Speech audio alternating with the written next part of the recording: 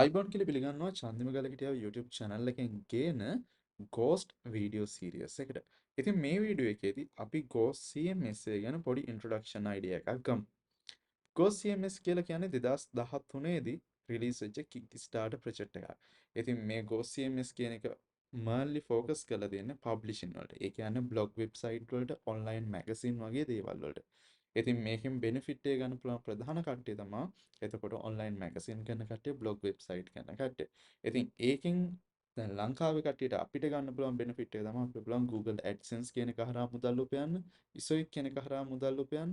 ඊට අමතරව තව විවිධ affiliate program සහ විවිධ ad network හරහා අපිට income එක generate කර ගන්න පුළුවන් search engine optimization කරලා එන traffic එකකින් හෝ එහෙම නැත්නම් social media තුලින් ඒ කියන්නේ Facebook වෙන්න පුළුවන්, Pinterest එක වෙන්න පුළුවන් ඕනෙම social media එකක් කරා එන traffic එක හරහා. ඉතින් මේ Go CMS කියන එකේ versions දෙකක් තියෙනවා. මේකත් WordPress වගේම එකක්. ඔයාලා WordPress ගැන ගොඩක් කට්ටිය දන්නවා ඇති.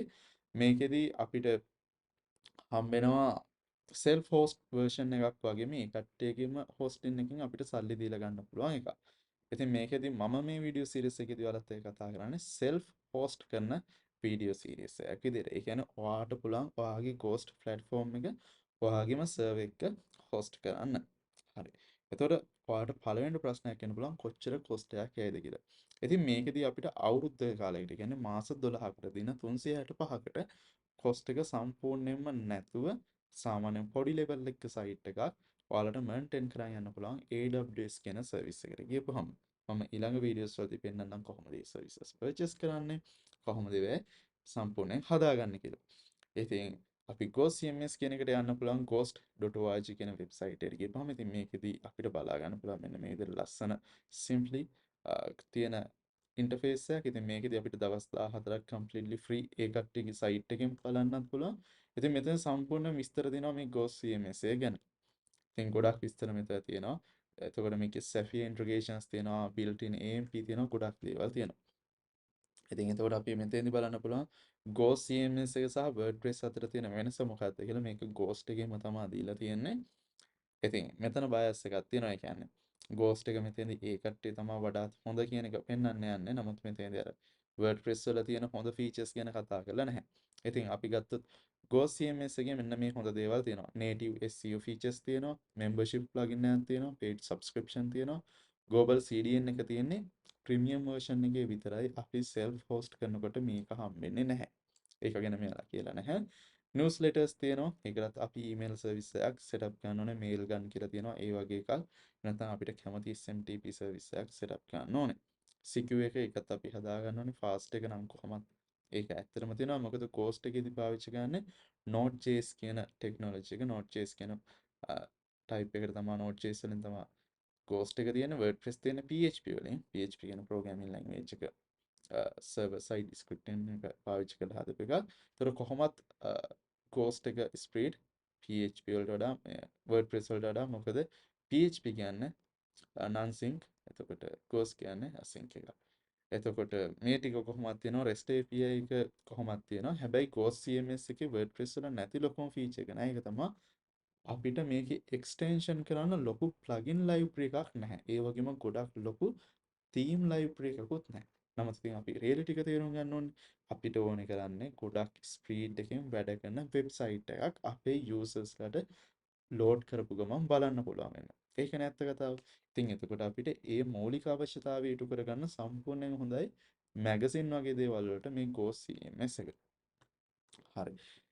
එතකොට Ghost CMS එක පාවිච්චි කරන්නේ කවුද කියලා අපිට බලන්න පුළුවන් ghost.org explore කියන එකට ගිහපුවම මෙන්න මෙතන ක්ලික් කරලා මෙතන තියෙනවා ගොඩක් වෙබ්සයිට් තියෙනවා ගොඩක් ලොකු කම්පැනිස් තියෙනවා පොඩි කම්පැනිස් තියෙනවා. ඉතින් ඔහොම තියෙනවා. එතකොට මේ තියෙන මමත් මගේ personal website එක දැන් ගහලා තියෙන Ghost වලින්. ඉතින් මේකෙදි මම ටිකක් නිකම් ආටිකල් ටිකක් එහෙම දාලා තියෙනවා. ඉතින් මේක සම්පූර්ණයෙන් Ghost CMS එකෙන් හදලා තියෙනවා.